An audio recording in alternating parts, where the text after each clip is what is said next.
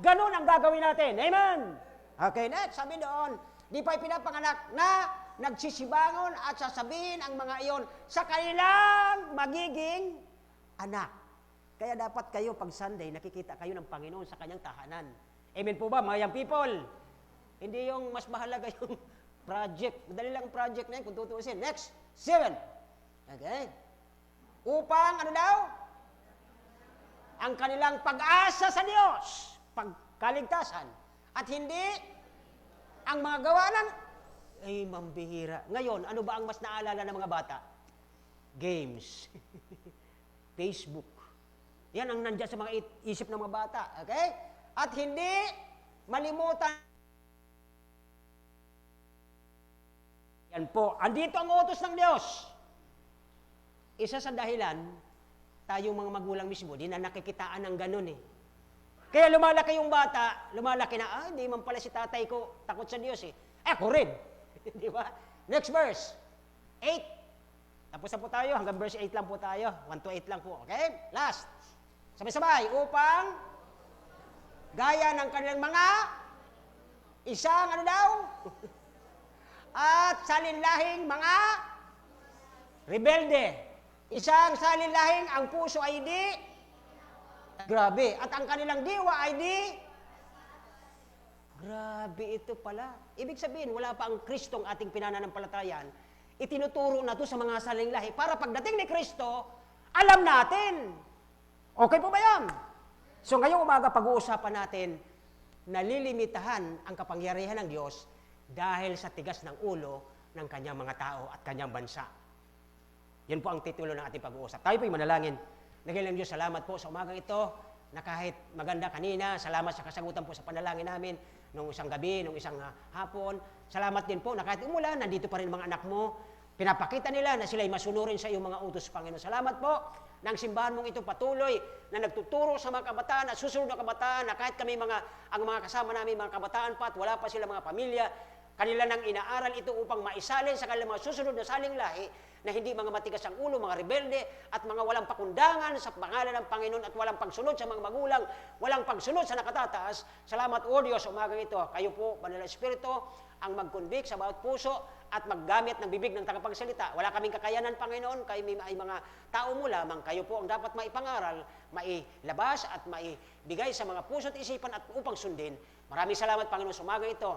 Kayo po ang manguna mag-control. Huwag niyong hayaan na ang mga gawa ng kaaway ay manatili sa kundi ilayo niyo po sa Panginoon, itapos niyo sa malayo upang sila ay hindi makapagsagambala sa gawain niyo sa maghapong ito sa pangalan ni Jesus. Amen. Thank you very much. Again, okay, medyo sa una pa lang na medyo mabibigat na po. Yung pong saling lahing mapaghimagsik. Akala niyo ito magaang na Tagalog, mapaghimagsik. Kung kayo ay pamilyar, kasi lahat naman tayo, kahit bata, may cellphone, may tablet eh. Pag nagbukas kayo ng cellphone, makikita nyo yung bata na inagawa ng cellphone. Anong ginagawa niya? Nung inagawa siya, ano ang tawag doon ng wikang Tagalog? Mga mapaghimagsik. Gagano niyan pag ginagawan mo ng cellphone yan eh. Naghihimagsik siya. Therefore, ang magulang niyan, okay, huwag kayo magagalit Nabasa nyo kanina, hindi ako nagbigay sa inyo niyan, binasa natin, pare-parehas, na yan ay sulat ng Diyos para sa atin. Ipinasulat niya sa kanyang mga taga-sulat upang malaman natin sa huling henerasyon, wala na ang Panginoon, nandun na siya, at naghihintay siya ng Banal na Espiritu, tayo kinukompon, tayo tinuturuan na maging banal kayo, sapagkat sabi ng Diyos, siya ay banal, maging banal kayo. Pero anong nangyayari sa panahon natin ngayon? Wala nang kabanalan. Bakit? Mismong mga magulang, hinahayaan mga anak nila, nanonood lang doon para hindi maistorbo sa ipagkwentuhan kung ano pa man. O baka siya nagsiselfone, ayaw niyang maistorbo. Sige anak, ikaw naman mag-tablet, ako na may cellphone. So therefore, ano nangyayari sa mga kabataan ngayon? Walang nangyayaring pagturo ng sinaunang katuruan magmula pa sa sulat ni David na ito ay patungkol sa panahon natin ngayon na ang panahon natin ay sobra ng sama. Bakit nagiging masama? Subukan mo itong mga young people natin, mga kababaihan, iwanan mo sa kalsada na madilim. Kahit alas 6 ng gabi. Ay sigurado ko sa inyo, wala pang 3 minutes, bigla yan maglalaho dyan, may dadampot niyan. Bakit? Ganun na kasama ang mga tao ngayon. Yung mga batang, halimbawa, babae kasi, paano pag lalaki? Binibinta ngayon ang mga parte. Di ba? Naalala yun, recently, di ba? Mayroong kaso doon sa lugar na yon. Dahil lang sa isang transaksyon, namatay ang mag-ina dahil lang sa pera. Ha? O authority yon. Nakita niyo po ang kasamaan ng mundo? Bakit hindi yun nawasawata? Sapagkat ang mga tao ngayon, mas mahalaga sa kanila ang kikitain kaysa magsamba sa Diyos na totoo at nagbabantay, nag-iingat, nag-guide sa bawat nananampalataya sa Diyos. Yun ang kaibahan. Tingnan niyo po yung inawit ng choir. Napakagandang mensahe. Tingnan niyo po. Pakilabas nga yung chorus ba ang mas maganda doon, Bid? Asa mas maganda doon? Stanza o chorus? Parang stanza, no? Tingnan natin yung stanza ng inawit ng choir. Napakaganda yung... Hindi kami nag-uusap. Binigyan siya ng Banal na Espiritu, binigyan ako ng Banal na Espiritu nang ituturo sa inyo. Tingnan niyo po, Okay? Ano sabi diyan? Ano pa ba ang hihingi natin sa kabila ng lahat na mayroon ka ngayon? Ano pang kailangan natin? Number 1, health. Kaya ba tayong pahabain ang buhay natin dahil sa gamot? Oh, my friend, no? Marami kayong kilala, mayayaman, uminom ng gamot, na-overdose pa nga yung isa eh. Di ba yung si Rico yan? Inabot ko, sino nakaabot kay Rico yan? Ang yaman nun, pero na-overdose sa gamot. Dahil ganun siya, ay, pambira. Alam ko sa trabaho ng araw na yun. Pero ito po mga kapatid, ano pang maihingi mo? Marami ka, pero ano ang nadadala ng mundo sa atin? Nagiging tayong tumatalikod tayo sa kabanalan ng Diyos, sa mga utos ng Diyos, dahil mas gusto natin ang ating nakakamtan na nagkakaroon tayo ng kaligayahan sa ating mga buhay. Pero natatalikuran natin ang Diyos na nagbibigay ng lahat na ito. Na siya nag-guide, sabi doon, di ba? Walang pagduruda, di ba? Yung kanyang kahabagan, araw-araw, nagkakasala tayo. Sabi nga doon sa Bible study, sino sa inyo hindi pa nagsinungaling? Taas ang kamay. Ay, pambira, wala ba? Ako nagsisinungaling ako eh, minsan. Madalas pa nga eh, di ba? Di ba? Pero alam niyo mga kapatid, ang minsan na nagsisinungaling ay dadalhin ka dito sa kabilang dagat-dagatang apoy ng impyerno, di ba? Di ba? Eh, Kristiyano na nagsisinungaling pa, may time. Nakapaggagawa ka niya. Bakit po? Sapagkat naturalisa natin na tayo po ay may laman pa, nagkakasala at nagkakamali pa. Dito po sabi niyan, yung kanyang kahabagan, kahit nagkakasala ka araw-araw, ang kanyang kahabagan ay fresh every morning. Nang sabi dito, okay, Lamentation 3:22, ang kanyang walang kupas na kahabagan sa iyo, na kahit napakamakasalanan ka, ay kanya-kanyang minamahal pa rin sa kabila na tayo ay mga rebelde at ayaw sumunod sa salita ng Diyos. Tama? Hindi. Yan po ang totohanan. Tingnan nyo, markahan nyo ang Bible nyo dyan. Lamentation. Ano ba sa Tagalog o sa Bicol yan? Panaghoy. Panaghoy nga. Okay, Lamentation. Panaghoy sa Bicol. Ano po? Ayan, sige. Okay, so, pangalawa, yung kanyang pagmamahal na kahit napakatigas ng ulo ng mga tao mismo ng Diyos. Remember, ang John chapter 8:24 nagsasabi, ye are of your father the devil. So dalawang tao sa loob ng mundo. Anak ni Satanas at anak ng Diyos. Okay, John 1:12. Now, ano po ang pagkakaiba ng dalawa? Ito po ay ang Diyos na kahit tayo ay nagkakamali at nagkakasala dahil anak kanya. Hindi ka anak ni Satanas, hindi kanya matitiis sapagkat ang kanyang pag-ibig ay hindi nagkukupas. Balikan na po natin ang ating text, okay? Tingnan niyo po dyan sa verse 1. Okay, pakilabas sa verse 1, bakit ko nabanggit na mayroong tao Satanas, mayroong ding anak ng Diyos? Look at this verse 1, okay? Anong tawag dito? Ang nagsasalita dyan ay ang Diyos. The Holy One. Sabi niya, sa Tagalog, ano daw? Anong panahon ng EDSA Revolution, nandun ako sa Manila, naglagay sila doon ng karatula. 2 Chronicles chapter? Nakalimutan nyo na ang EDSA. Mabuti na lang, nakalimutan nyo na. Huwag nyo kakalimutan ng Diyos. Kahit ang EDSA, kalimutan nyo na. Pero yung 2 Chronicles 7:14, if my people shall humble themselves, pakilabas nga. Yan, okay, basa. If my people which are called by my name. Huwag niyong sabihin na kayo ay kasatanas sapagkat kayo ay mga anak ng Diyos. Amen! May anak Satanas, may anak ng Diyos. Okay? At sabi dito, shall allow and pray and seek my face and turn from their wicked ways. Kung kayo'y manunumbalik sa Diyos, ang sabi ng Biblia, hindi sabi ni Pastor, huwag niyo sasabihin na si Pastor, sabi ni Pastor, wala akong kakayahan. Ang may kakayahan maglibre o magligtas sa atin ay ang Biblia na salita ng Diyos. Amen po. So dito, ang sabi niya ay hanapin, okay, ang aking mukha at tumalikod sa kanilang mga masamang gawain at kanyang pakikinggan mula sa langit at patatawarin ang kanilang kasalanan at pagagalingin ang problema ng kanilang bayan. The reason why ang ating lugar ay samot-saring kasamaan, ang mga anak niya mismo, are you listening? Mismong mga Kristiyano, tumatalikod, ayaw sumunod sa Diyos. Tama po ba? That's the reason number one. Kaya dito po, kung mapasin natin dito, okay? In spite ng mga Israelita ay bayan ng Diyos. Okay? Napakalit na bansa. Nasa palibot yan, mga Arab nation. Ano po? So in spite of foolishness, disloyalty sa kanilang Diyos na naglalang sa kanila, nagpakain sa kanila mula sa wilderness, inalis sila sa Egypt, dahil yan ay type ng mundo, pinakain sila doon ng mga karne, mga pugo, lahat ng mga sasagana, at yung tubig, mamaya ma-discuss natin sa verse 12 to 14, isipin nyo, nung nagrereklamo ang bayan ng Diyos, ang tao ng Diyos mareklamo, sabi niya, Pastor Moses, ba't mo kami nila dito sa ilang? Walang tubig, walang pagkain. Sabi ng pastor niya, Panginoon, nag-pray, Panginoon, si Moses, sabi niya, Lord, anong gagawin ko sa mga tao mo? Ang titigas ng ulo, nagrereklamo, iniligtas mo na doon sa pagkakaalipin, at dinala mo dito sa ilang para pakainin mo, antabayan mo, mayroon silang ulap sa umaga, at ilaw sa gabi. Aba, nagrereklamo sila. Saan ba sila kukuha ng tubig? Sabi ng Panginoon kay Moses, Moses, magsalita ka sa bato. The rock speak of Jesus Christ, na in the future, wala pa po sa Old Testament, speak to the rock. Magsampalataya ka doon sa bato. At lalabas sa batong ito ang tubig na dalisay, makakainom kayo. Ano ang ginawa ni Jesus Christ doon sa John na mayroong babae na naghihigib? Di ba? Nagpunta yung babae para mag-igib at pagkatapos, sabi ni Kristo, kung matitikman mo ang tubig na ito, hindi ka na kailanman mauuhaw. That's the future.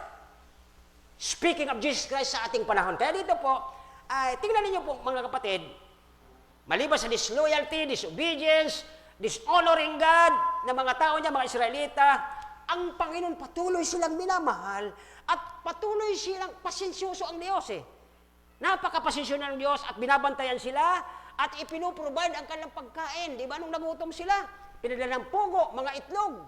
Biruin mo naman, yung mana nanggagaling sa langit. The manna speaks of the word of God sa panahon natin. Sa kanila nung pinupulot lang. May mga nung araw, mga mapagsamantala. Sabi niya, para bukas anak, di na tayo magpulot. Ngayon, kumuha na tayo, maglagay tayo. Kinabukasan, inuod. Ipinapakita doon na one day at a time, magtiwala ka sa Diyos. Ang para bukas di mo alam, magtiwala ka sa Diyos sapagkat alam ng Diyos kung ano ang kinabukasan ng buhay mo. So yun dito pumapansin natin mga kapatid. Maliban dito, okay, dito sa binasa natin, napansin nyo ba na nagkaroon ng akusasyon? At ang akusasyon na ito ng Diyos, nagsalita sa verse 1, sabi ng Diyos, grabe na ang ginagawa ninyo mga tao ko. Kayong mga anak ko, grabe na ang inyong mga ugali. Mamayang gabi, basahin nyo ulit. Nag-akusa ang Diyos sa kanila. May paratang. Sabi niya, grabe na kayo. Sabi ng Diyos. Verse 1, ang sabi niya doon, di ba? So dito po ay kung titingnan natin, okay, ang kanyang paratang, isulat niyo po kung may ballpen kayo, nagsisimula sa verse 8, verse 11, 17, 18, at hanggang verse 22, verse 32, verse 36 and 37, and 40. Tingnan niyo po ang titulo na ating kinuhanan. Kinuha po natin ang titulo ng ating pag-uusapan ngayong umaga sa verse 41. Pakilabas po ang verse 41. Bakit po? Kukinuha doon. Ito po ang kanyang akusasyon. Sabi niya sa mga bayan niya, na dapat kayo ay nakikinig sa akin. Ako nag-guide sa inyo, ako nagbibigay sa inyo ng buhay, ako nagbibigay sa inyo ng lakas. Nakagat sila ng mga ahas doon. Ang sabi ng Panginoon, sabi ng pastor niya, sabi ni Moses, Panginoon, nagrereklamo naman sila. Nung dinala ko dito sila, kinaragat sila ng ahas. Dito po sa inyo ay sungot ba sa inyo? Ano po, yung kagat? Sungot ba dito? Reklamo na naman yung mga tao. Sabi niya, Moses, dinala mo kami dito para patayin talaga. Biruin mo, lahat ng ahas doon, kinagat sila. Naglabasan ng sabay-sabay sa dami nila. Ano ang sabi ng Panginoon? Moses, kumuha ka ng isang kawayan, ilagay mo sa lupa, patayuin mo, isampay mo doon ang isang ahas na nagre-representa ng kasalanan ng mga taong yan, yung ahas, at yung cross, nagpapakita ng paparating na Kristo na magsasalba ng makasalanan katulad mo at katulad ko. Yun po ang doctrine of salvation sa Old Testament. Wala nang iba pa. Pero ngayon ang mga nagtuturo, ang dami mga pastor ngayon dito, magpamimbro kayo, maliligtas kayo pag kayo membro. Sino nagsabi sa kanila? Si Judas ay membro, pero hindi ligtas. Okay? So dito po ay tinulog sila paulit-ulit ng banal na Israel sa kanilang ginalit sa verse 41. Ito po yung word na ginamit ko. And limited the Holy One of Israel. Ngayong umaga, pag-uusapan natin, bakit nalilimitahan ang Diyos magpala sa iyo? Pagandahin ang hanap buhay mo. Pagandahin ang family mo, yung mga anak mo, dapat pag-aralin niya, pagtapusin niya. Bakit nalilimitahan ang kanyang kapangyarihan? Naniniwala ba kayo na ang Diyos ay napakamakapangyarihan? Kaya niyang imposible? Kaya niyang buwangon ng patay? Pero bakit? Bakit nangyari ang bagay natin sa verse 41? Pag-aral natin maigi, bakit yan po ang nangyari sa Israel? Sabi niya, ang Diyos ay tinukso nilang paulit-ulit. Pag sinabing tinukso, prinubok nila, ginalit nila ng paulit-ulit. Ang daming lola dito. Ako'y naniniwala, ang mga apo nila malalaki na.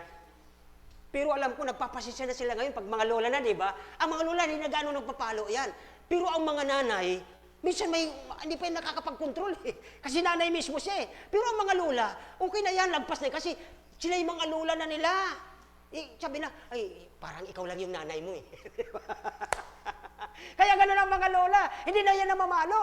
Pero alam niyo po, Panginoon, gano'n din halos ang nangyari. Sabi ng Panginoon, grabe na mga ugali niyo. Tingnan niyo verse 41.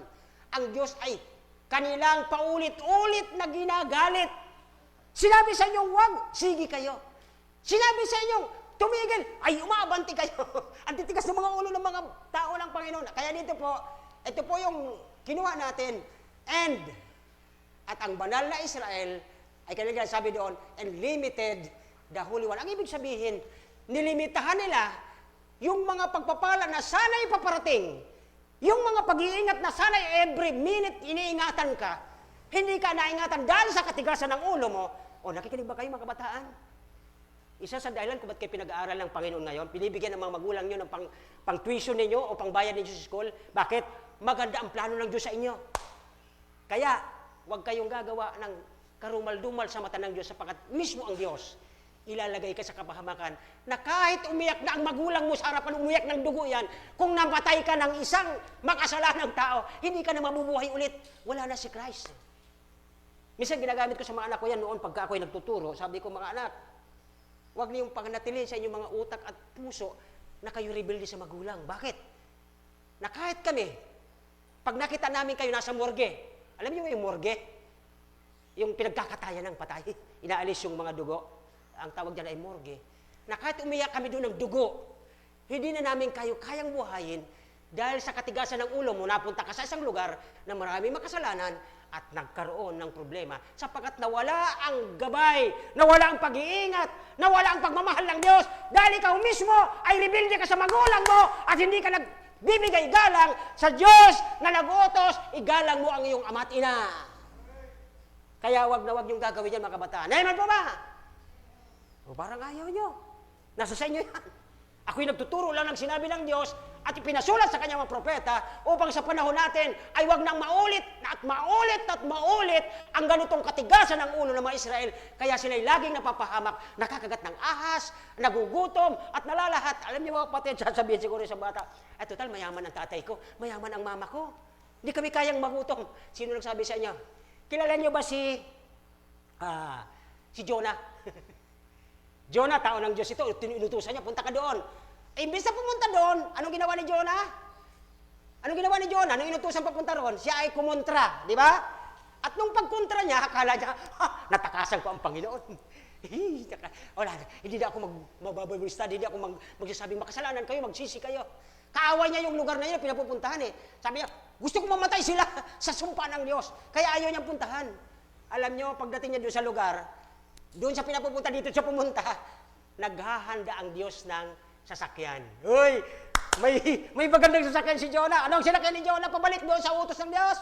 Anong sinakyan niya?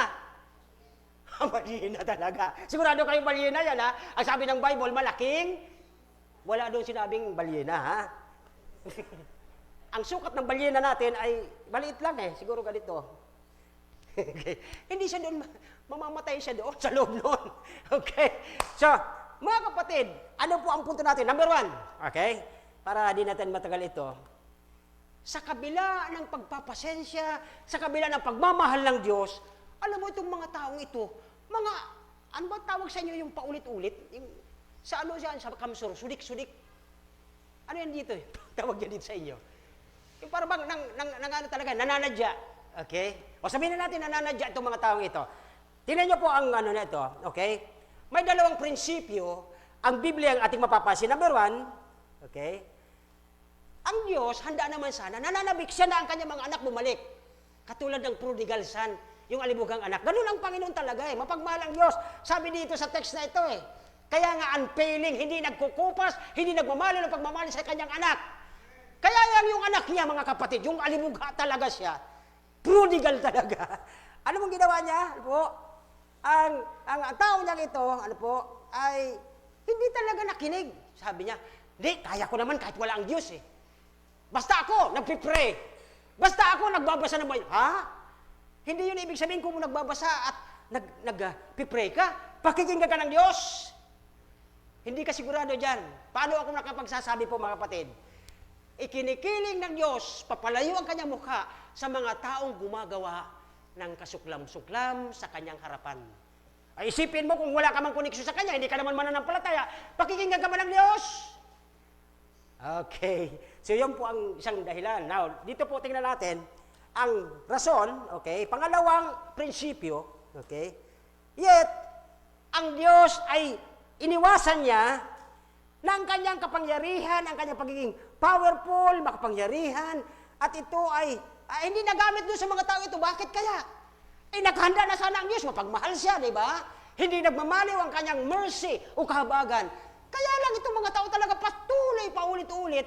So, paano niya ito maibibigay yung kanyang inihandang pagpapala sa kanila?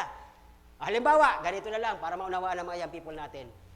Halimbawa, ito si, okay, may ibibigay ang mami niya. Kaya lang, hindi man siya umuwi.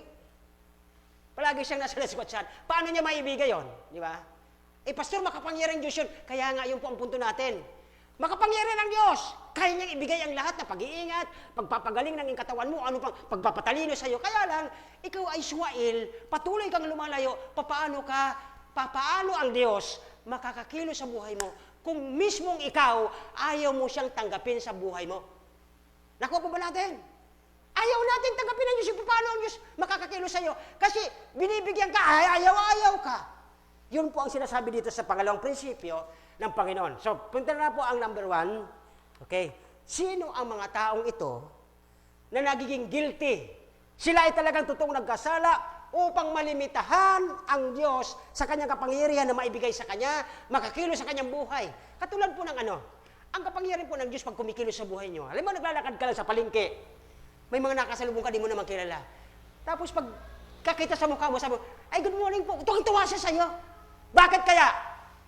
Sapagkat ang glory, ang kapangyarihan ng Diyos nasa buhay mo, na kahit hindi ka nagsasalita, ang mga tao sa labas, may napapansin sa yung kakaiba na parang mayroong kang kabutihan, ang righteousness ng Diyos na nasa iyo, nauobserbahan po yan ng mga tao sa labas. Yan po ang nangyayari dyan. Kaya dito po mga kapatid ay, tingnan natin, una, sino-sino ba ito? I-consider natin yung sino ba mga taong yan na dapat ay bibigyan ng Diyos ng pagpapala, pag-iingat, palalaguin, payayamanin. Kaya lang hindi magawa ng Diyos. Bakit po? Pastor, ibig ba sabihin, hindi ang Diyos makapangyarihan nga ang Diyos eh. Kaya lang, hindi po niya magawa. Okay, bigyan ko kayo ng sample ulit, yung prodigal son, di ba? Yung prodigal son, hiningi niya yung yaman. Nung hawak niya na, ginastos niya, nawaldas, naubos. At tapos, dahil nahihiya siyang bumalik sa tatay niya, dahil wala na yung pera, naghanap buhay siya, namasukan siyang tagapakain ng baboy, di ba? So, ibig sabihin ba mga kapatid, dapat kung bumalik sana siya sa kanyang tatay, dahil ang tatay niya ay mapagmahal, Hindi nagmamahal ang pag-ibig. O sige anak, sige na. Nagastos mo, sige, okay na. Halika, bibigyan na lang kita ulit. Di ba ganun dapat? Kaya lang yung prodigal, may kayabangan. Sabi niya, di na ako babalik sa Panginoon. Ayaw ko na ang Panginoon. Kaya ko na, matalino ako, tapos na ako ng pag-aaral. Hindi kita payan at Panginoon kailangan. Gagawin niya, papasok siya sa gusto niyang trabaho. Yes, magiging siyang, kung ano pa man, baka sabihin siyang vice president o ano. Ang tanong, nandoon ba ang pag-iingat ng Diyos?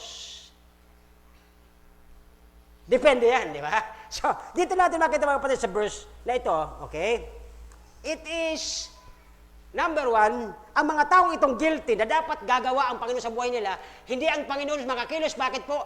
Wala silang relasyon. Ito yung mga taong walang pagkilala sa Diyos, walang pagkatakot sa Diyos, at ayaw sa Diyos na tagapagligtas. Marami tayong kamag-anak na ganyan. Dadali mo ang Biblia, sabi, ayoko, bigyan mo lang akong pera, may bili ka pa ng bigas, mabubuhay ako. Bible, magaganon ako. Yan po ang pagkakaiba. Okay, so dito, pangalawa, maliban na ito yung mga unsaved, ito po yung mga taong, ang problema ng Diyos sa kanila, gusto ng Diyos silang abutin. Sa pamamagitan ng Kristong pinadala niya, namatay doon sa krus, dinurog, pinatay, sinaksak dito at ang dugong tumulo doon para mahugasan ang kasalanan niya, pero ayaw niya. Napansin niyo po yun? Tingnan niyo po si Herodes nung dumating si Kristo. Di ba? O, sino gusto niyo pala? Si Barabas o si Kristo? Ay, ang gusto ng tao yung makasalanan, di ba? Naghugas kamay. Ang tanong ko sa inyo, nalinis ba siya sa paghuhugas niya ng kamay? Bakit? Pakitang tao lang yan. Sa puso niya talaga, hindi man siya naniniwala sa Kristo sapagkat mismo siya ay hindi siya, ay wag! Dapat kinontra niya eh. Kaya dito po mapapansin natin, hindi ang unsaved ang problema.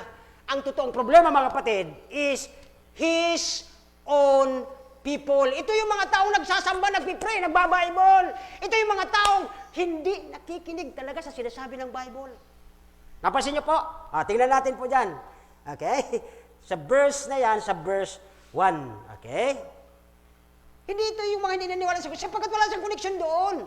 Ang pinag-uusapan natin din, sabi ng verse 1, mismong mga tao at mga anak ni Kristo at mga naniniwala sa Kanya, ang mga taong ayaw sa Kanya kumilos o makinig, kaya hindi niya po ma-exercise ang Kanyang kapangyarihan na pagpalain ng mga tao ito. Tingnan niyo po verse 1, isa-isay natin. Pakilabas po ang verse 1, okay? Sabi doon, okay? Give ear. Kaya sa Tagalog, give ear sa Tagalog, pakinggan mo ako. Di ba? Mismo ang nagsasalita po sa verse ay ang Diyos. Sabi niya, give ear. Makinig kayo. Sino ang kinakausap niya? Sino ang kinakausap niya? Mga tao niya, hindi anak ni Satanas. Okay? Para sa para sure kayo, pakilabas mo nga muna yung John 8:44, okay? John 8:44. Look at this. Kasi wag po ninyong pakinggan yung mga pastor nagsasabi, dati anak kayo ni Satanas, tapos naging anak kayo ni Diyos. Sino nagsabi sa kanya? Magkaiba yung tatay niyan. Okay? Tingnan niyo po ito. Okay? Basahin niyo. Kayo mula sa inyong amang, ano daw? At nais niyo gawin ang kagustuhan ng inyong ama, siya isang ano daw? Buhat pa nagsimula. Mga kapatid, may narinig ko niya nagtuturo. Dati kayong mga anak ni Satanas, ngayon naging, paano nangyari yun? Duplikara kayo? Isa lang po ang side sa linya na yon ng creation ng Diyos. Okay? So dito po ay mapasin natin, okay, na ang tinutukoy pala sa verse 1 ay itong mga mananampalataya at mga nakakakilala sa Diyos. Pastor, yan ba sinabi sa verse 1 to 8? Pag-aralan niyo ulit mamayang gabi, bago kayo matulog. Ang tinutukoy dito sa verse 1 to 8, tayo pala. Yung palang mga Israelitang, mga mismong pinuha niyan, mga anak ni Jacob. Ito yung mga lahi ni Jacob. May lahi rin po yung iba. Pero ang pinili ng Diyos ay lahi ni Jacob. Di ba? Naalala niyo, sino ba kapatid ni Jacob? For the background. Sino kapatid ni Jacob? Sino kapatid mo? Hindi si Eman, si? Yan, okay, si Iso. Si Esau, panganay, may right siya. Kaya lang dahil sa kanyang pagiging, makalaman. Nagutom siya, sabi niya. Total, pagka-Kristiyano lang naman yan. Sige, sabi ni Jacob. Gusto mo, benta mo sa akin. Bibigay ko sa itong pagkain, pero benta mo sa akin pagkapanganay. Birthright. Pinapakita yung pagka-Kristiyano. Yung pagka-Kristiyano sa panahon ngayon, nagiging 2-5. Pag nakita niya na nagbibigay ang mundo ng kaligayahan sa kanyang katawan, o sige, hindi na nga ako nga Kristiyano ngayon, hindi na ngayon ako Kristiyano, hindi na ako mananampalataya, kaya dito na ako. Ganun po sino yung ulit? Si Iso. Kasi, sa amin kasi sa Manila, nung tumagal kami ng konti doon, yung Iso, yung inihaw-ihaw. Pero si Iso po ay tipo ng isang taong hindi mananampalataya. Okay?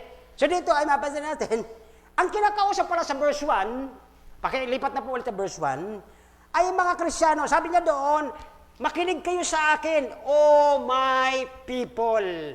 Mga tao, lahi ni Jacob, lahi ni Abraham, ni Isaac, ni Jacob. Yan po ang mga anak ng Diyos. At papunta yun sa atin. Paano tayo napuntahan dito? Si Jesse po ay mayroong anak na si David. Si David po ay kingly priest o line na doon lumabas ang Panginoong Jesucristo. Okay? So yun po yung kanyang mga lahi. Kaya dito mga kapatid, sabi niya, bayan ko aking turo ay makinig. Okay? To my law, incline your ears to the word of my mouth. Paano natin narinig ang bibig ng Panginoon? Ito yung word ng Panginoon. So therefore mga kapatid, ang number 1, bago tayo abutin ng maiksing oras, ang kinakausap pala dito, hindi ang mga hindi mananampalataya. Ang kinakausap pala dito from verse 1 to 8, kayo at ako. Ano ang sabi doon sa verse 2? Napansin niyo pa po yung verse 2, sabi doon, bubuksan ko ang ating bibig sa isang parabola. Okay. Ilan parabola mayroon ng Bible? Ilang parabola? Kala ko na. Nasa almost 178 more. Okay? Lahat parable yan. Okay? The parable of the sower, the parable of the lahat. The bread of life. O lahat yan mga parable. Okay? So yun po ay, mapansin natin na ito'y, sabi ng verse 2, aking bubuksan na aking mabig sa isang talinhaga, ako'y magsasalita ng malalabong panalita mula pa nung una. Bakit po niya sinabing parabola? Ang parabola po ay isang makalumang kwento na makalangit ang hulang. Bakit niya ginagamit ni Kristo nung siya po yung nagpapastor na si Christ, 33 years old, at pag tuwinang siya nangangaral, ang daming mga Pariseo at Saduceo. Sino nakaabot ng Sunday School kanina? Ito yung mga sinabi ni David, kayong mga anak ng ulupong. Sino nagsabi sa iyo, papatawarin kayo, magsisi kayo. Sabi niya, kasi itong mga Pariseo, ito na yung mga nakikita natin ngayon ng mga, ang gaganda ng mga, gagara ng mga sasakyan, gagara ng mga damit, nagtuturo ng Bible, pero walang kaligtasan. Bakit? Oneness. Si Kristo tao. Si Kristo propeta. Yan. Propeta lang si Kristo. Paano magliligtas sila? Propeta si Kristo. Paano maliligtas yan? Kaya mga kapatid, naalala ko si Brother Jess at nandun na po siya, nag-retire na. Sabi niya, Pastor, pinakakain ko yan, pinamamasahin ko yan para makonvert natin. Sabi ko, Brad, hanggat hindi ang banal na Espiritu ang nagkukonvict ng kanyang puso, maunawaan niya ang salita ng Diyos, hindi talaga yan maliligtas. Yan na natili dyan. So dito po mga kapatid, mapapansin natin, ang kausap doon, kayo at ako, na yan doon ang Biblia, mga kapatid, dito ang bibig niya. Nagsasalita sa iyo araw at gabi. Ang problema, number 1, hindi mo siya binubuksan, kaya hindi mo naririnig ang sabi ng Panginoon mula umaga hanggang gabi. Tama? Oh, young people, nagbubukas ba kayo ng Bible nyo? Amen po, Pastor. Ay, salamat, mayroon. Well, hindi tayo pare-parehas. Nag-aral din ako katulad nyo. Alas 4, bago ako magsaing, 2 chapter. Kaya at sa biyaya ng Diyos, natapos ko rin po ang buong at Bible na yan. Now, kapatid, ang punto ko, kung may oras kayo doon sa cellphone, bakit wala kayong oras magbukas ng inyong mga totoong tablet? Di ba? Mga tablet natin, kaskas kayo, kaskas. Pero ang Bible, wala. Wala kayong makikita gano'n. Kaya yun po ang dahilan. Kaya sabi niya sa verse 3, tingnan niyo po ang verse 3. Okay? 78. Yan, lumilipat. Sabi ng verse 3, which will have heard and known our Father told us. Kaya kahit anong sigaw dito ng pastor, mga kapatid, ito na ang katotohanan. Huwag niyong iasa lahat sa amin. Huwag niyong lahat iasa sa Sunday School teacher. Huwag niyong iasa lahat doon. Mismo sa inyong tahanan, nagsisimula ang charity, begin at, alam na alam pala ninyo yun eh. Pero mga kapatid, pagdating dito, bakit parang walang alam ang anak mo pagdating sa Biblia? May error, di ba? May problema. Ang problema ay yung anak mismo ng Diyos, yung nakakakilala mismo sa Diyos, baliwala ang sinasabi ng Diyos sa kanila. Tama? Yun po ang talagang matinding dahilan kung bakit sinenyo po yung verse 3, sabi doon, mga bagay na aming narinig at nalaman, saan? Dito. Nalaman nyo dito. Pangalawa, na sinasabi sa amin ng aming mga Amen. Ako po'y saludo at nagpupuri sa Diyos. May mga magulang dito, nandiyan ang kanilang mga anak at mga apo. Sama-sama sila. Yan po ang kanilang pinapractice. Harinawa kayo din, ng mga wala pa. At magsisimula pa lang, at kayo nagpaplano pa lang. Ito po ang ating maging ugali sapagkat isang araw, ang Diyos ay mapipikon sa ginagawa natin. Amen? Okay, next. Tayo po, iwanan natin dyan. Ang mga Krisyano ito, at nabanggit ko na yung 7:14, na kung tayo manunumbalik sa Diyos, Lord, nagkamali po pala ako. Hindi pa huli ang lahat, mga kapatid, hindi pa huli. Simulan mo mamayang gabi. Ano yung mga anak, bago matulog, anak, bago matulog, isang verse lang. Pasalamatan mo, Diyos, nakikita ka niya. Di ba? Kaya, di ba, pag naghahandog, minsan naghahandog kayo ng mga bata maliit na mata, nakikita ang ginagawa ng nanay at tatay. Maliit na kamay. Pag ang tatay mahilig manakit sa kanyang asawa, nakikita ng anak mo yan Yan ba ang itinuturo natin sa kanila?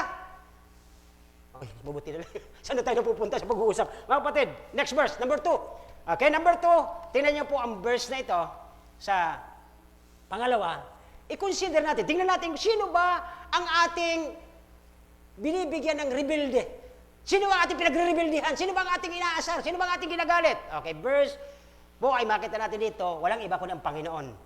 Sabi niya doon ay the Holy One of Israel. Verse 41, tingnan niyo po ang verse 41, sabi doon, okay, ye turn their back. Labas po, verse 41.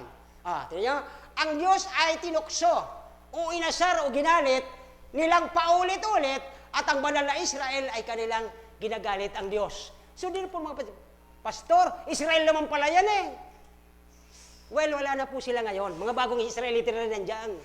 At tayo po yung mga bagong mananampalataya. Tinutukoy po dito ay yung mga taong may connection sa Diyos. Paano natin ginagalit ang Diyos? Tingnan niyo po dito. Okay? Verse 13. Okay? Ang kanyang kapangyarihan ay dapat magagawa niya para sa atin. Pero bakit hindi nangyari? Okay? Tingnan niyo po ang verse 13. Magsimula na tayo dito. Verse 13. Okay? Verse 13. Pakalabas. Sabi niya doon, hinawi niya ang dagat at pinaraan siya roon. Biruin niyo. Ganun mo makapangyarihan ng Diyos. Naniniwala po ba kayo rito? Kung dito po, mga kapatid, sa panahong ito. Di ba? Pangalawa. Okay? At kanyang pinatuyo ang tubig na parang isang, biruin mo, nakadaan sila doon sa dagat. May pelikula noon at talagang grabe yun. Isa rin yung kapangyarihan ng Diyos na nagawa yon. Next, verse 14. Okay? Isa-isa na po natin dito. Kasi dito mamaya ay ulitin ko rin. Okay? Ito yung mga bagay na ang Diyos, kinakampihan niya dapat. Are you with me? Dapat iniingatan ka ng Diyos. Pag inaaway ka ng iba, kakampihan ka. Look at this verse 20. Okay? Then verse 20. Okay? 20. Upang ang tubig ay dumaloy sa batoy kanyang, hinataw ang kanyang mga bukal at tumapaw. Ito yung binabagit ko sa iyo kanina, nauna na. Di ba? Nung nauhaw sila, Lord, pahingi po ng inumin. Nagreklamo sila, di ba? Pero ang Diyos, kahit bato, kaya niyang palabasan ang tubig. Biruin niyo yung bato, nagkaroon ng bukal. Kaya ng Diyos, hindi. Kaya. Ngayon mga kapatid, pastor, yung anak ko talagang matigas ang puso. Pusong bato. Yun na yung kantang pusong bato. Di ba? Pero alam nyo, ang matigas sa pusong yan ay kayang palambutin ng makapangyarihang Diyos. Si Saulo. Si Saulo ay isang killer ng mga katulad nating mananampalataya. Habang siya nangangabayo dahil hinahabol at papatayin niya, anong ginawa ng Panginoon? Nakakita siya ng liwanag, nahulog siya sa kabayo, di siya nakapagsalita, pinadalhan siya ng isang Kristiyano para ipaliwanag ang Bible, naligtas ngayon ay Pablo. Diba? Killer yun. Pero ang Diyos, makapangyarihan, binago ang isang killer. Kaya takot yung isang pinapunta sa, Panginoon, mamamatayan, ba't ako magsusulwining dyan? Sabi niya, hindi. Kailangan mong sabihin sa kanya, gagamitin ko siya sa atin para maunawaan natin ang kaligtasan. Kaya dito mga kapatid, ipakinitin ng Diyos dito sa verse 13, sa verse 20, na ang Diyos ay makapangyarihan. Okay? Last but not the least, number 3. Papaano natin, ito na po, makinig po kayo mga kabataan, papaano ninyo nalilimitahan. Hindi makakilos ang Diyos sa buhay ninyo. Hindi ang Diyos makapagpala sa magulang at mga kapatid ninyo. Bakit? Nalilimitahan ng Diyos dahil sa ginagawa nating kamalian. Nabasa natin kanina. Verse, ano tayo? 10. Verse 10. Pakilabas po ang verse 10. Oh, observe.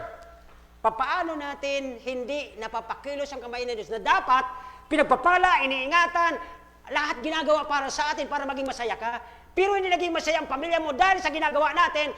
Verse 10. Basa. Ang tipan ng Diyos ay hindi, ano daw? Oh, pastor, ikaw din. Pares tayo mga kapatid eh. Eto na sa ating mga kamay, andyan lang sa sulok.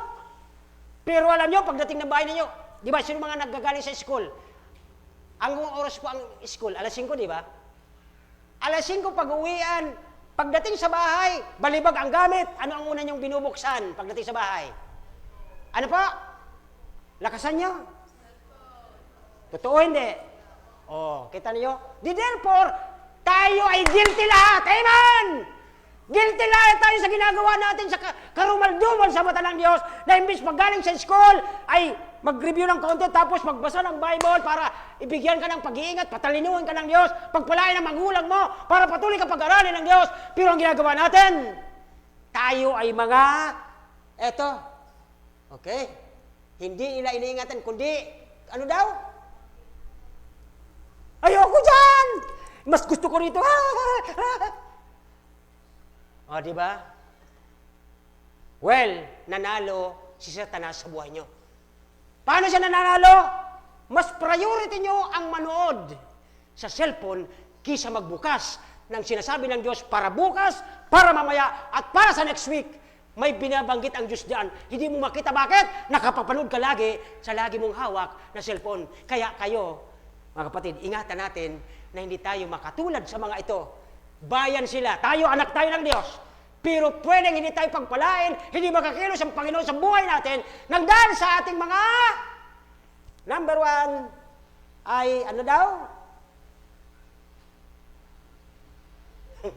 Pastor, para iingatan. Di, paplastik ko, tatago ko, ingatan pala eh. Hello? Ganun ba ang pag-iingat na sinasabi ng Bible? Pag sinabing iingatan, babasahin mo, isa sa ulo mo, ilalagay mo sa puso mo, para pagkailangan, lalabas yan at magagamit mo yan sa kapwa mo na mapupunta sa impyerno para mapunta sa kalangitan. Amen! Parang hindi kayo niniwala. Di ba?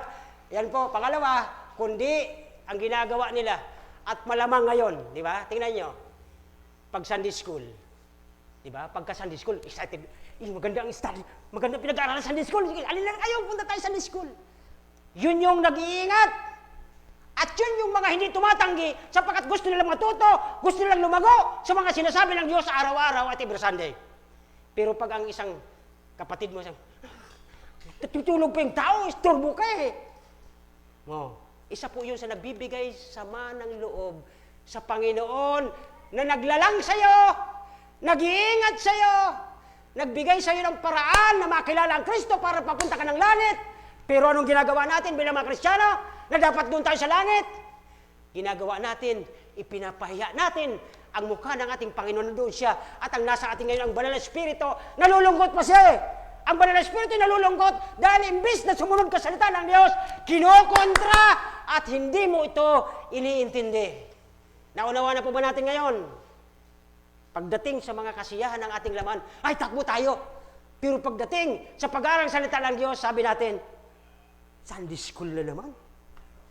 Gusto ko pa matulog. Gusto ko pa manood. Ano ba naman yung Sunday school na yun, Kuya David? Di pa ba matatapos? Amen. May connection ba? Ayaw naman connection, Pastor. Okay, next. Okay. Lumakad ayon sa kanyang... Hindi po yan utos si Pastor, please. Isang araw, harap tayo sa hukuman ng Diyos, hindi niyo ako pwedeng ituro. Na hindi ko sa inyo sinabi ang totoo. Sapagkat hindi lahat trabaho ng pastor. Kagabi natutuwa ako kay Brother Javier, sabi niya eh. Pastor, minsan iniisip ko kung paano ka nakaka-survive eh. Panginoon, napaka-ano lang tao ito eh. Malalim talaga siya mag-isip eh. Sabi ko naman sa inyo, di ba? At sinabi ko doon sa ating meeting, ano mang binibigay nyo sa akin, gagastusin ko para sa gawain ng Diyos. Pag-pray nyo lang ako na ang Diyos hindi magpabaya sa akin. Ganun lang naman po ang inyong lingkod eh. Pero kagabi ko narinig yun eh. Sabi niya, Pastor, minsan iniisip ko eh. Paano ka nakaka-survive dyan? Oh, ibang tao yun ha, hindi ko yung kamag-anak. Yan ay kasama lang namin sa mga men. Pero mga kapatid, ito ang isang tandaan natin. Ang Diyos ay hindi nila iningatan at kundi tumatanggi sila. Kaya ultimong kaisipan nila, puro makalupa lang kanilang iniisip at wala silang iniisip na ang Diyos ay mapatwa at malugod sa kanilang ginagawa at iniisip. Pero sabi nila, Panginoon ko, Diyos ko. Sabi ng Matthew 7:1, hindi lahat na nagkakaguranan makakapasok ng langit, kundi yung lamang mga sumusunod sa sinasabi. Matthew 7:21. At sabi nung isa, nagreklamo sa Panginoon, nagpalakad ako ng palay sa pangalan mo. Nagpalayas ako ng demonyo sa pangalan mo. Ang dami kong ginawang mga bagay. Sabi ng Panginoon, lumayas kayo sa akin. Kayong mga gumagawa ng katampalasan. That means, hindi mo pwedeng pagmalaki na marami kang ginagawa sa church. Nakikita ng Diyos ang puso at isip natin. Alam niya ang mga sumusuhay, nagre-rebelde at ayaw makinig sa kanyang mga inuutos. Amen! Well, last mga kapatid, at magtatay na tayo. Sabi ng John 14:15, kung mabilis ang ating mga operator dyan, sabi ng John 15, if you love me, sabi ni Kristo, kung mahal niyo ako, anong sabi niya? Kung mahal niyo ako, keep. Uy, alam naman pala eh. Amen! Thank you, Lord! At least may alam kami. No? Pangalawa, okay? John 15:7, if ye abide in me, in my words, abide in you, nasa puso ninyo, okay? Ano pa? Ye shall ask what you will. Ayan, di ba? Oh, look at this. Oh, ito po, puso sa puso Ikakamatay ko, mamatay man ako ngayon. Huwag naman. Nagpipreso ako eh. Okay, sabi dito, kung kayo'y mananatili sa akin, sabi ng Panginoon, ang Panginoon nagkasalita dyan, sabi niya, at ang mga salita ko'y nananatili sa inyo. Ang Biblia, lagi inyong hawak at tinusunod ito, hingin ninyo ang ano daw? Ay, grabe ito mga kapatid. Doon kikilos ang kapangyarihan ng Diyos. Kapag napansin mo na hindi, pagkasamantala na tatlo ang sagot ng Panginoon sa ating kahilingan. Una, yes. Pangalawa, no. At ang pangatlo ay wait. Doon sa yes, karapat-dapat ka. Bakit po? Nakita sa puso mo ang kabanalan at nakita ang iyong connection na talagang, kumbaga sa nanay at tatay, ganito po yan eh. Isang araw may bata na sabi niya sa tatay niya, Pa, pahingin naman ice cream. O sige, binili. Habang kumakain yung bata, di pa nga ubos, sabi niya, Pa, isa pa nga ice cream. Anak naman, di pa nga uubos yan yung hawak ka pa. Sige na pa, mabait ka baga pa, saka makapangyarihan ka baga pa, mapira ka baga. Ganun po ang verse na ito. Nagagawa nyo ba yan bilang mga anak ng Diyos? Baka ang ginagawa nyo, bibigay ko to sa simbahan para palitan ng Diyos. Hindi po ang Diyos na susuhulan. Please! Hindi yan pulis. Okay. Hindi ganyan ang giving. Kaya ka nagbibigay, nagpapasalamat kasi, Panginoon, papasalamatan kita sa ginawa mo sa buhay namin. Kaya ka nag-aabot sa simbahan. Amen po ba? Hindi yan gano'ng palit pato. Panginoon, bigay mo sa akin, mas malaki Ano yan? Hindi ba? Oh, di ba? So dito po ay para sa inyo. Now, ano pa makikita natin yun? Sabi dyan, hingin ninyo ang anumang nais at ito'y ano daw? Gagawin niya pag ikaw ay talagang malapit at nakikita sa buhay mo ang Kristo na hindi ka nagsasalita, nasa lubong mo yung kumari mo. Mari, bakit gusto kong laging kausap ka? Ang pag nakikinig ko ang mga salita mo, gusto kong marinig kasi parang naaibsan ang aking mga problema. Yun po ang mga punong-puno ka ng salita ng Diyos. Bawat salita mo, ginagamit mo salita ng Diyos, yung nakakarinig sa iyo, naaalis sa kanilang pagkakaalipin at kahirapan sa buhay dahil sa iyong mga salita na galing sa Biblia. Amen! Glory to God. Mga kapatid, panghuli, sabi ng 1 John 3:22, okay, ito pa, pangalawang follow-up ito, ano man ang hingin mo. 1 John 3:22, ano man ang hingin mo, okay? Okay, ano man ang hingin, ay ano daw? Makapangyarihan ng Diyos, di ba? Pero, kung sutil ka at rebelde ka. Sa tingin mo, bibigay sa'yo? Kahit sinong mga nakaupo dyan, lapit ka, sige na po, kailangan ko. Hindi ka nga sa akin bumuto. Di ba? Minsan may ganun eh. So dito, nadulas eh. Okay, anyway, sabi dito, okay, di ba? Sabi dyan, tiyatagin mula sa pagkat tinutupad natin ang kanyang mga, ginagawa natin ang kanyang mga bagay na, ito po yung the best. Pag ginagawa mo, nalulugod ang Diyos. Hindi ka pa humihingi. Bukas mo pa kailangan, ngayon, nandyan na sa pintuan mo, kumakatok na. Amen! Praise the Lord! Yun po ang katotohanan, mga kapatid. Kaya huwag niyo pong gagawin ang ginawa ng mga Israelitang ito. Lalo sa atin na mga, ako po nagpipray sa inyo mga hanap buhay, yung mga nagdinegosyo sa atin. Huwag na huwag kayong magkakamali dito. Kung bakit hindi sila pinagpapa. Bakit nalilimitahan ang kapangyarihan ng Diyos? Bakit hindi ang Diyos makakilos? Because of their attitude. Na para bang sila ang Diyos. Hindi kita kailangan, oh Diyos. Ako, kaya ko ito, matalino ako, mapera ako, madiskarte ako. Hindi po ganyan. Okay? So, dito po ay, dito sa ating pagiging makakalimutin, wala ng oras eh. Pero anyway, ay, sa pagiging makalimutin mo, okay? Bali, ano sa ito? Isa-isang ko na lang, isulat nyo po, kasi wala na akong oras. Number 1, nalilimitahan ang kapangyarihan ng Diyos dahil sa ating pagiging makalimutin. Verse 11 to 17. O, isa-isa na natin, basahin natin. Nagiging makalimutin tayo. Verse 11, pakibalik, okay? 11 to 17. O, bilis na lang po tayo. Okay. Kanilang nalimutan. O, di ba? Pagka-busy talaga kayo, lalo pag, ako noon, kaya ako napalo ng Diyos sa kumpanya, gumanda yung kumpanya namin dahil nandoon ang inyong lingkod. Pero alam nyo, napalo din ako eh. Bakit? Nakalimot. Okay? Sige dyan. Nalimutan ang gawa niya at ang kanilang pinakikita niya sa kanila. Next verse. Okay? 12. Hanggang ano po yan? Hanggang 17. Okay? Sa paningin ng kanilang mga magulang, tingnan nyo ha, mga bata. Are you listening? Mga bata, nakinig ba kayo? Tingnan niyo ang mga magulang ninyo ha. Sa paningin ng kanilang mga magulang ay gumagawa siya ng mga kababalaghan sa lupain ng Ehipto sa parangan ng Suan. Okay, next. Nakita yun ng mga magulang nila. Makapangyarihan ng Diyos, kaya niya. Next verse, okay?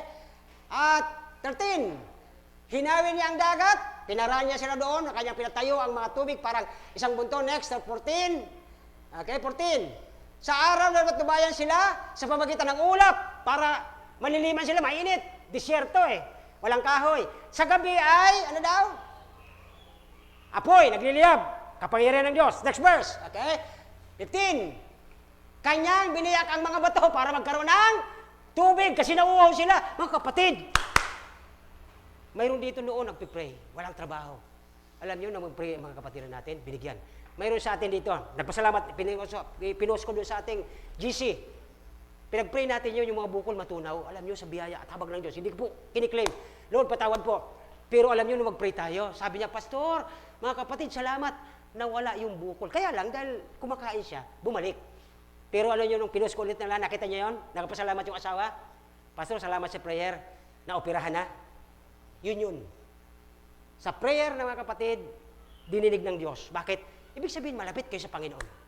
Huwag po ninyong gagawin na mag-rebelde tayo, huwag tayong magiging mga mayayabang sa harap ng Diyos. Tayo yung mga uod lang sa mata ng Diyos, tayong lupa lang. Nilikha tayo para sumunod. Pero ngayon, ang mga kabataan, napapasin natin. Minsan sa inyo, sa mga bahay ninyo, minsan pag umutos ka. Di ba? Anak, pakikuha ngayon. Gaganon pa minsan eh. Ay, mas matindi yung nagdadabog. Okay, kaya dito po ay, sabi niya doon ay, verse 16 po. Okay? Isa-isain ko po ang mga kapangyarihan ng Diyos doon sa Old Testament. Okay? Nagpabukal siya ng mga batis mula sa bato, nagpagos ng tubig parang mga ilog. Dami nun, nabuhay sila. Ilang taon yun? 40 years. Biruin mo yung galing sa bato. Wala namang burabod doon, kundi bato. That is Christ. Si Kristo ay kaya niya yun. Amen! Kaya ni Kristo yun kasi siya po ang tubig ng buhay. Next, ang kanyang salita. 16. 17. Yan. Gayon may, lalo pa silang, nakita nyo? Ito ang problema sa mga kabataan natin ngayon. Are you listening? Huwag na ako makakita. Ako nagpipray sa inyo araw at gabi. Huwag na huwag kayong gagawa ng dahilan para ang inyong pamilya ay puksain ng Diyos ng dahil dito. Tingnan niyo po itong verse.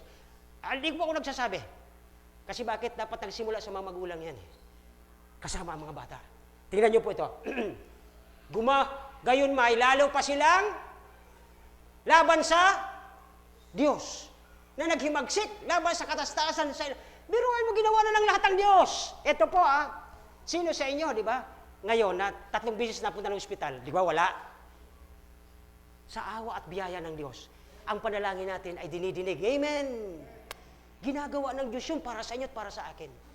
Huwag kayong gagawa ng ikasasama ng loob ng banal na Espiritong nakatira sa bawat isa sa atin dahil yun ang magiging dahilan para tayo lumayo sa paggawa ng Diyos sa buhay ng pamilya nyo, magulang nyo, mga anak, upang tayo ay pagpalain ng Diyos. Harinawa, may natutunan kayo ngayon. Close ko na dito. Isang araw, dito ko i-close. Makinig kayo maigi. Isang araw, mayroong sunog.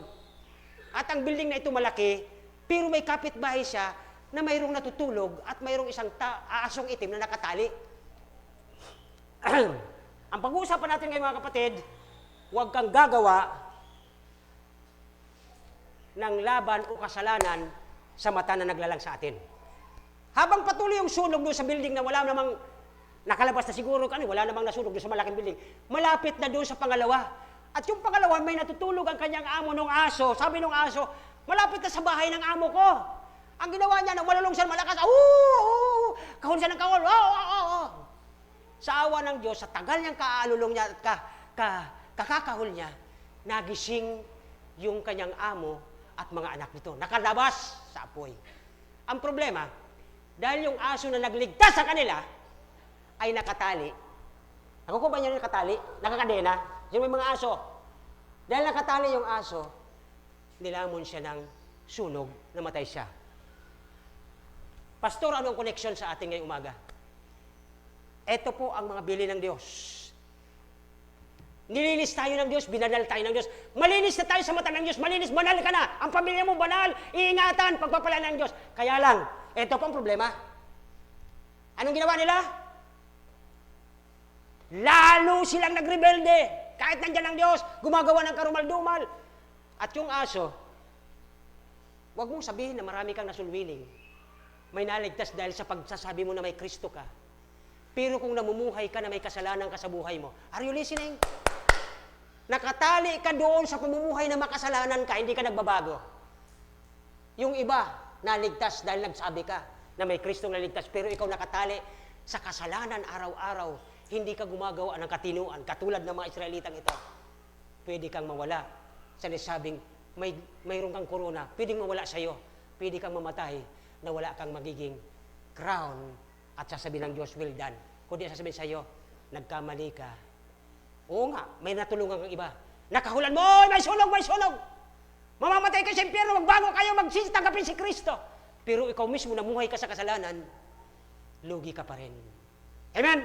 Nakupo ba natin ang ating pag-i-end? Tayo po magsitayo at harinawa habang tayo po ay mananalangin.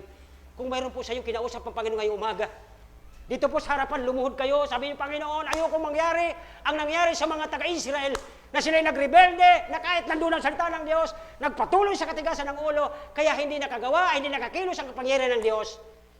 At sana po, pag-usapin niyo po ang Panginoon. Tayo po ay manalangin, dakilang Diyos. Salamat po sa napakagandang mensahe ngayong umaga.